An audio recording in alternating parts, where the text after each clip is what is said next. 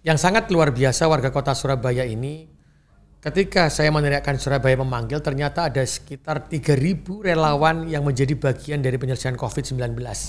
Yang mereka tidak membutuhkan dan tidak meminta bayaran. Surabaya ini kota yang keras, tapi sebenarnya hatinya lembut loh. Penuh cinta hatinya, penuh romansa. Jadi saya ingin menunjukkan itu. Sebenarnya di dunia ini ketika yang kuat itu membantu yang lemah.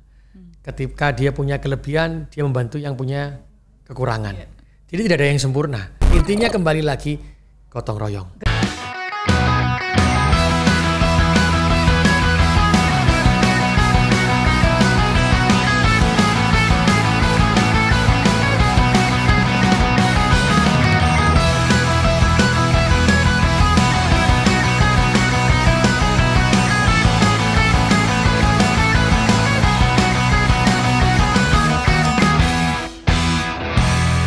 Berisik, berita asik.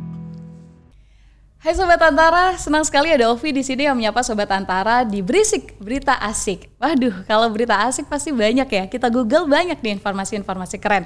Salah satunya kalau kita googling tentang Surabaya. Apa yang kira-kira langsung teringat oleh Sobat Antara? Apakah rujak cingur atau jangan-jangan kota pahlawannya?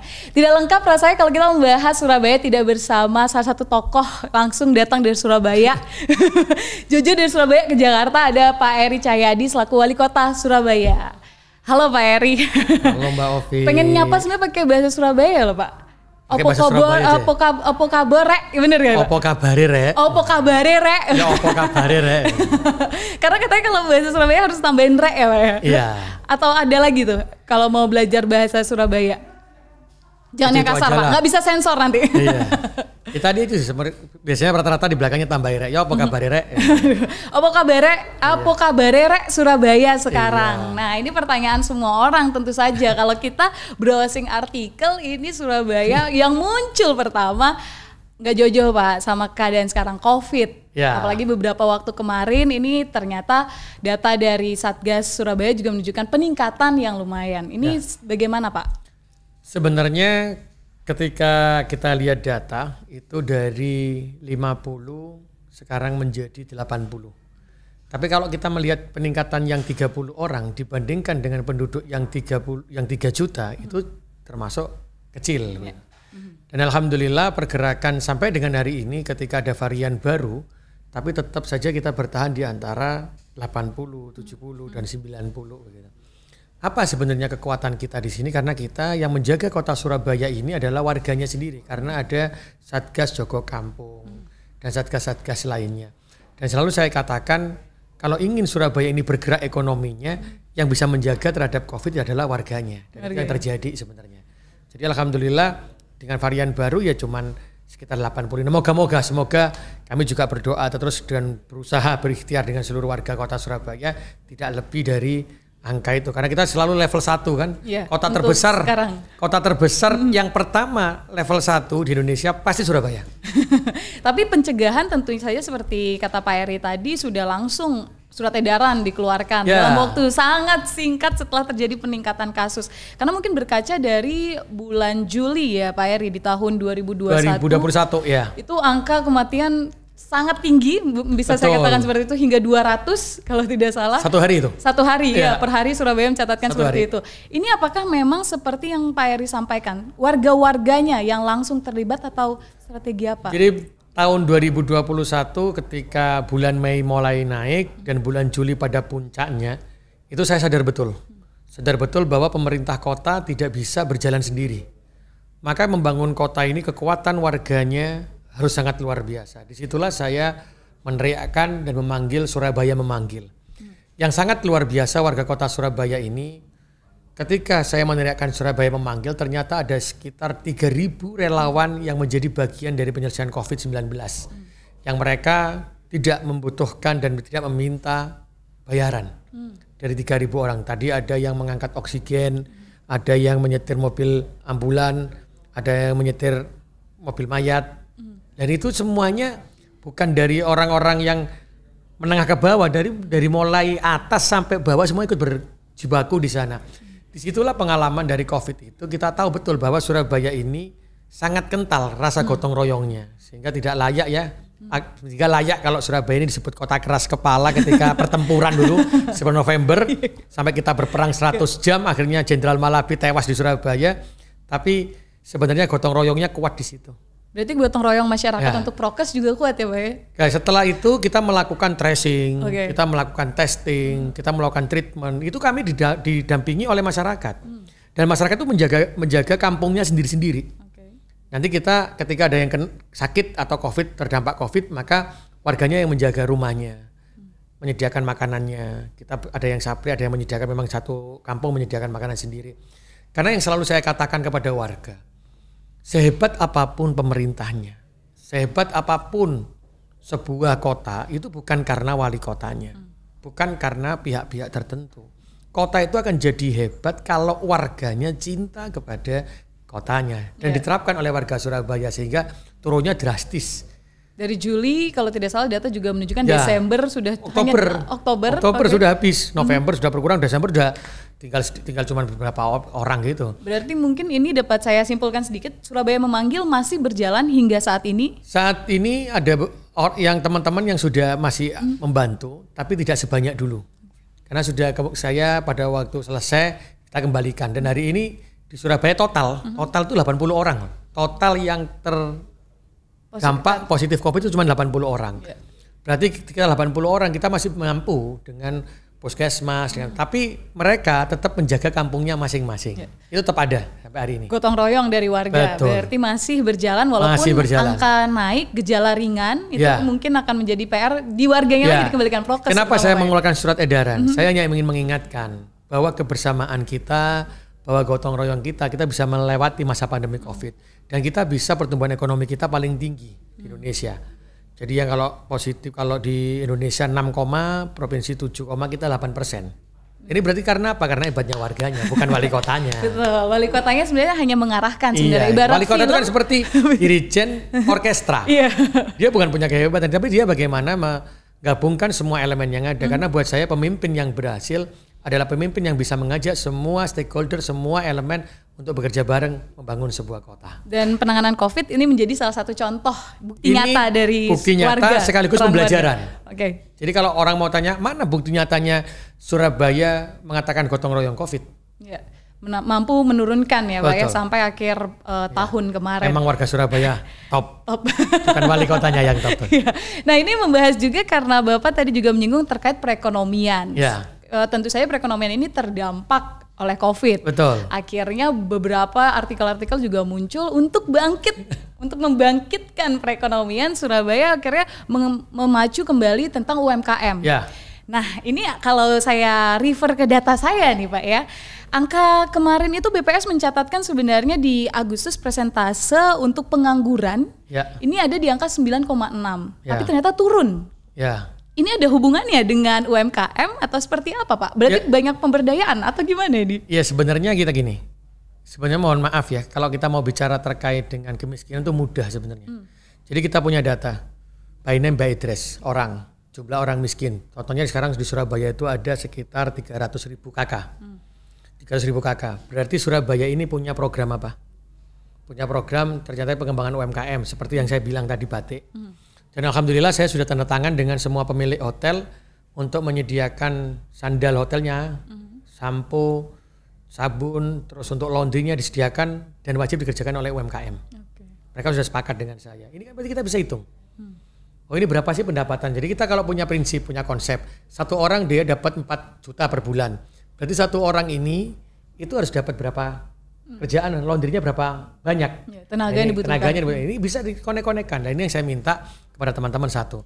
Yang kedua kita gerakkan tempat yang memang sudah bisa kita gerakkan. Contoh Tunjungan Romansa. Tunjungan Romansa saya bilang Tunjungan ini kenang-kenangan orang jalan, kenang-kenangannya di Jalan Tunjungan. Berarti hidupkan kembali Tunjungan.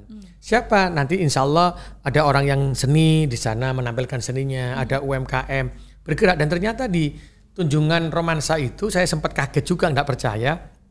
Ketika satu orang saya tanya pendapatan kamu berapa? Saya sampai 3 juta Pak. 2 juta per hari kalau itu hari biasa. Tapi kalau hari Minggu sama Sabtu, Jumat, Sabtu, Minggu itu bisa sampai 5 juta per hari.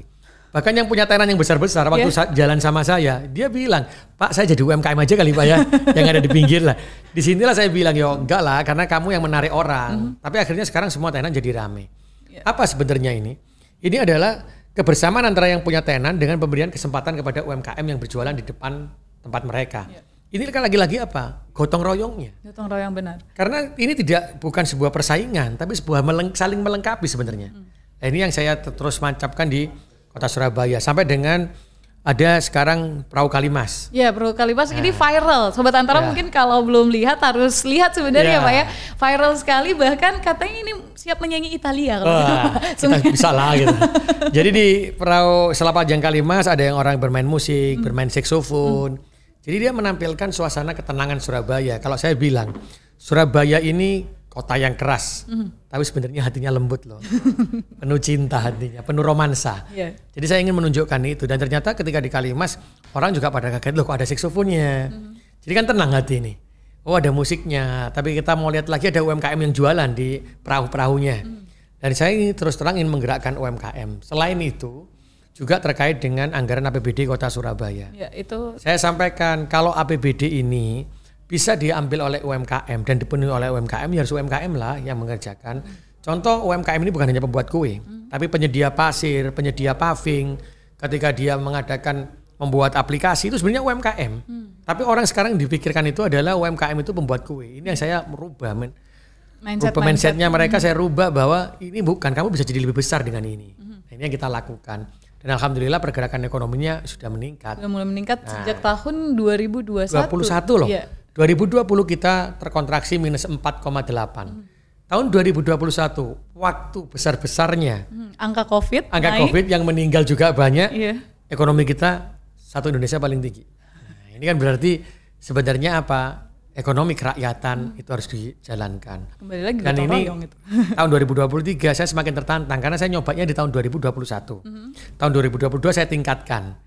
Semakin bagus. Oh berarti 2023 sudah punya gambaran harus sekian yang harus uang saya keluarkan, insya Allah bisa mengurangi kemiskinan. Untuk yang ada di Surabaya, karena kalau menyinggung kemiskinan ini ya tidak jauh-jauh dari data. Kata Bapak tadi minus, bahkan BPS awal tahun kemarin mengeluarkan data jadi peningkatan Pak, malah 0,21. Itu lumayan. Bagaimana tuh? Tantangan sebenarnya kalau kita lihat ini UMKM berjalan, tapi ternyata angka kemiskinan masih ada. Mungkin di sektor-sektor mana yang belum terjangkau itu? Jadi sebenarnya ketika yang belum terjangkau banyak sisi. Karena kemarin ketika kita melakukan peningkatan ekonomi, kan melakukan ekonomi digital. Tapi kan sebenarnya kita baru melatih mereka yang awalnya belum siap untuk digital, akhirnya kita rubah menjadi digital. Akhirnya dia bisa lah melewati itu sehingga peningkatan ekonominya jalan. Tapi kalau tadi saya sampaikan, anggaran Surabaya saya buat aja kemarin untuk membuat seragam. Itu cuma sekitar berapa puluh miliar ya, 30 miliar. Itu ternyata ada 100 orang yang mendapatkan pendapatan 4 juta per bulan selama 1 tahun. Tahun 2022 ini sekitar beberapa ratus miliar, tapi saya pastikan tahun 2023 itu 3 triliun anggaran pemerintah kota itu akan saya gunakan yang mengerjakan adalah UMKM. UMKM lokal Surabaya. Ini ya ada berapa Surabaya ini, lah. Iya, ya masa ini lain Pak yang enggak dong.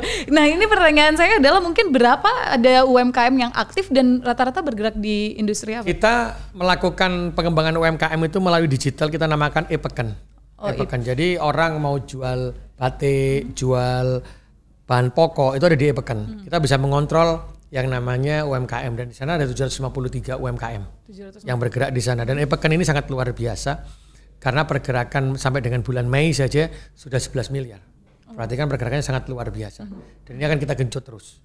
Karena buat saya sebenarnya di dunia ini ketika yang kuat itu membantu yang lemah. Ketika dia punya kelebihan dia membantu yang punya kekurangan. Jadi tidak ada yang sempurna.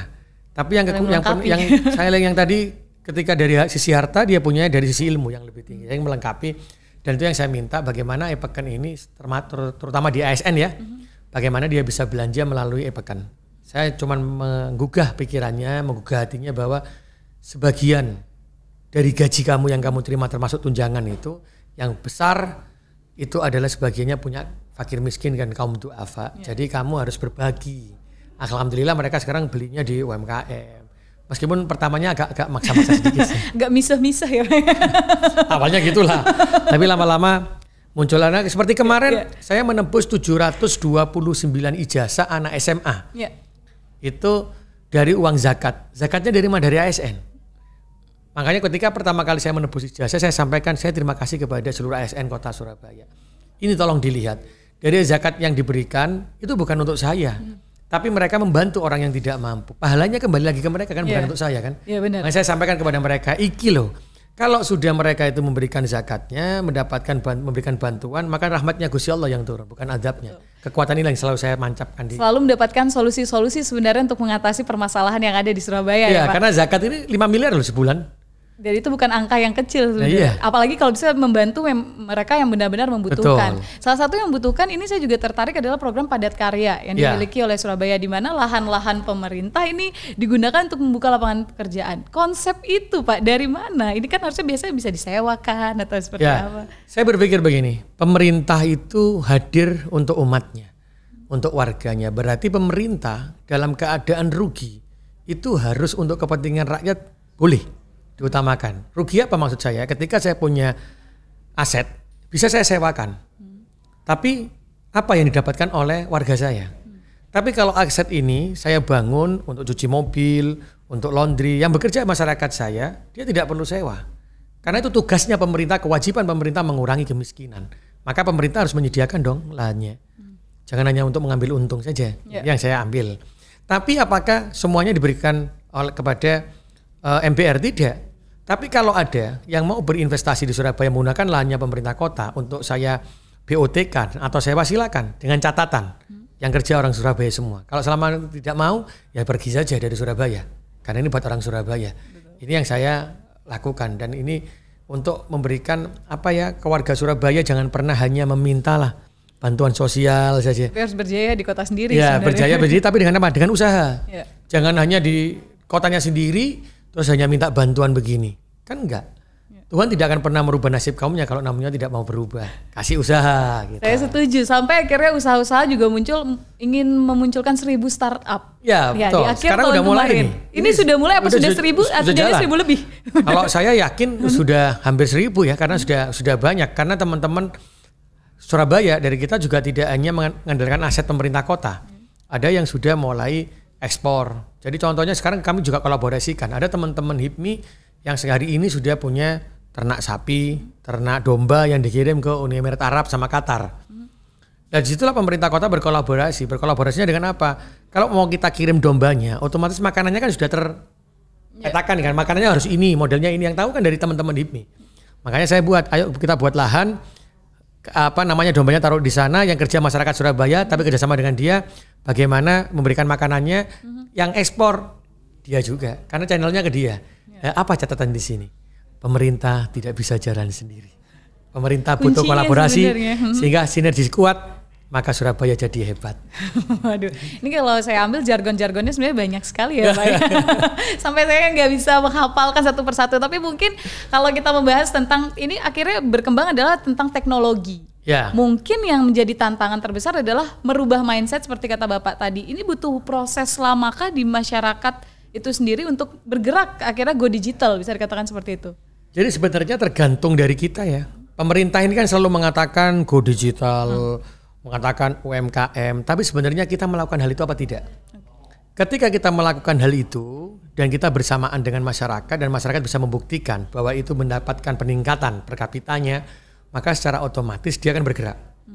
Dan pemerintah tidak boleh bosan-bosan untuk menyerah, selalu mendampingi, karena tidak semuanya masyarakat kita itu paham terkait IT. Betul. Ini yang harus sabar lah. Katanya kan innallaha ma'as-sabirin gitu. Jadi Tuhan ini senang sama orang yang sabar. Pemerintah pun juga harus sabar.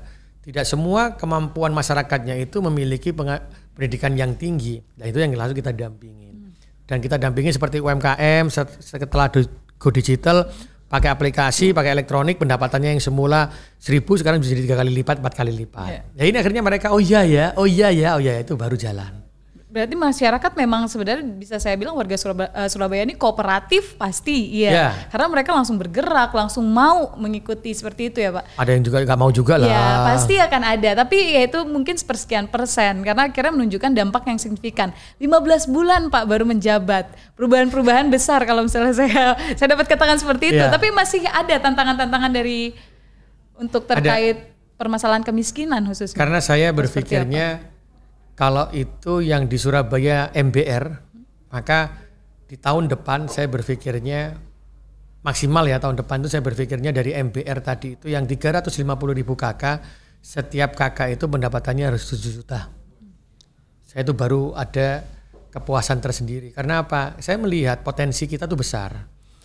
PAD kita juga besar.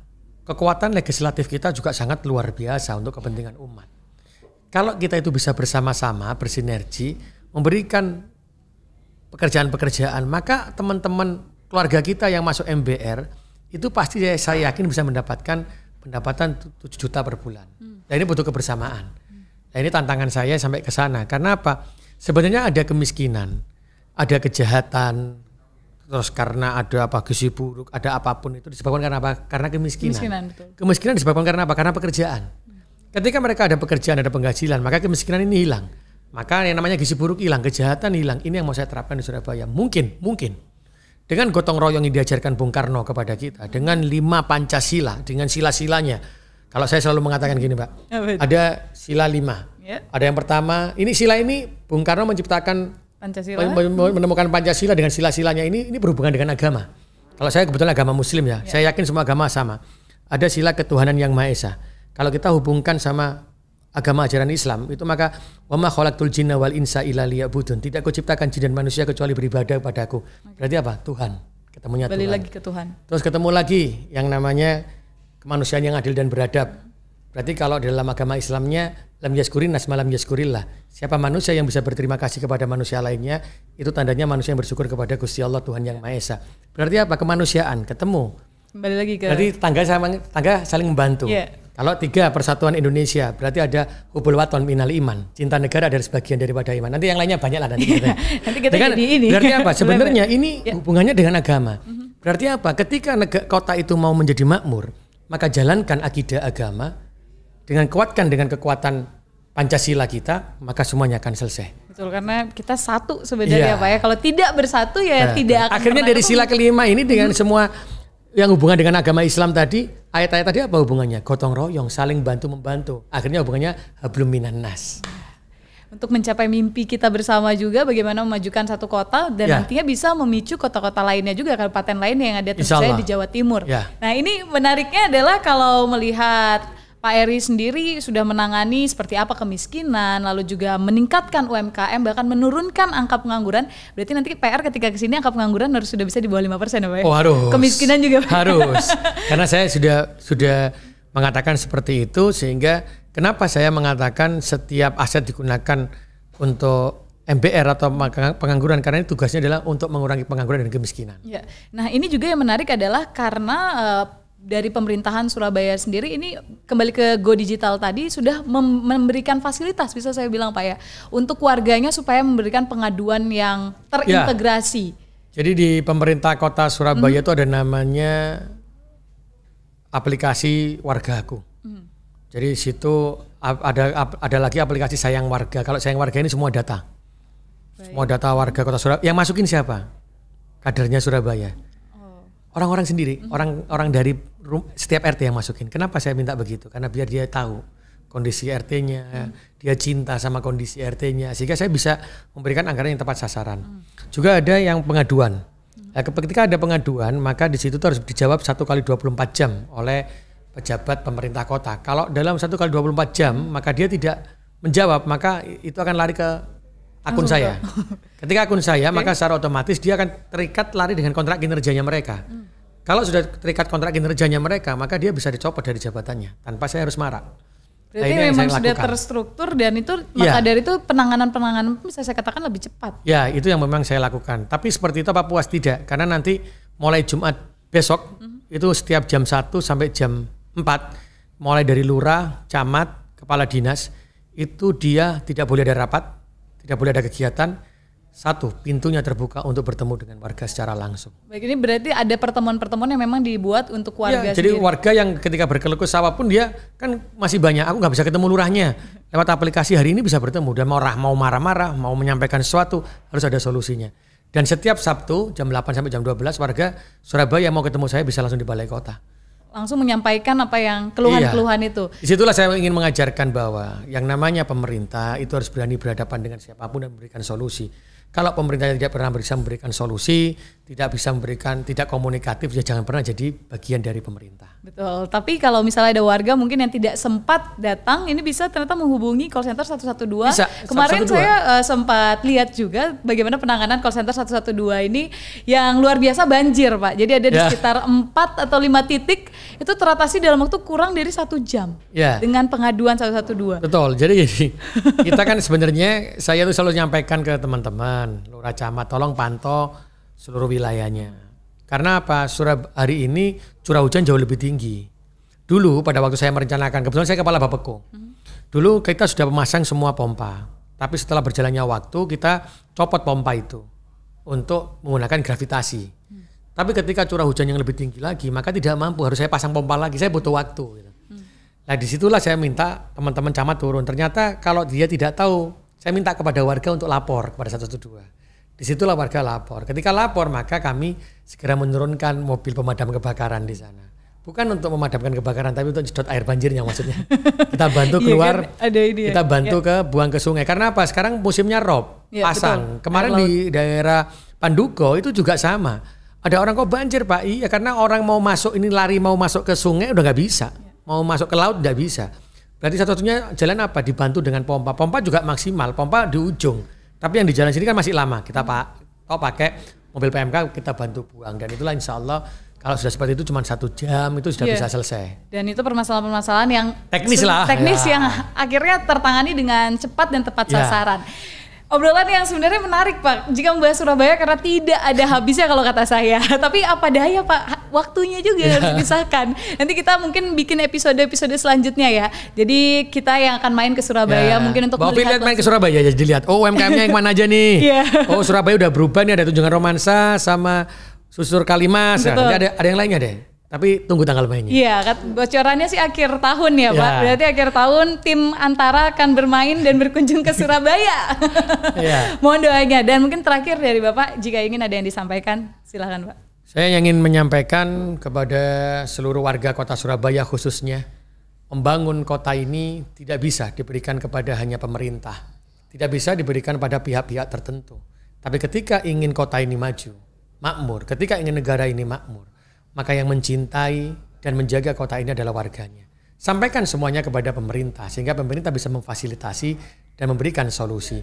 Ketika ini ada sinergi yang kuat, maka kota Surabaya khususnya maupun negara ini menjadi kota yang hebat. Betul, Surabaya jadi bersama. Hebat. Intinya kembali lagi gotong royong. Gotong royong. Wow, suatu yang luar biasa karena gotong royong ini bisa dibilang dari awal obrolan kita sampai terakhir menjadi semacam kata kunci dari Pak Eri Cahyadi selaku Wali Kota Surabaya.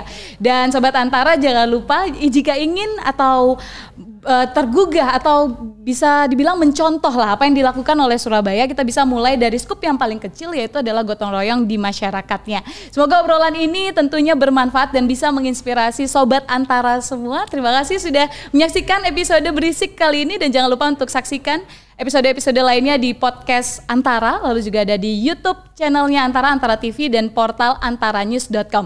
Sampai berjumpa.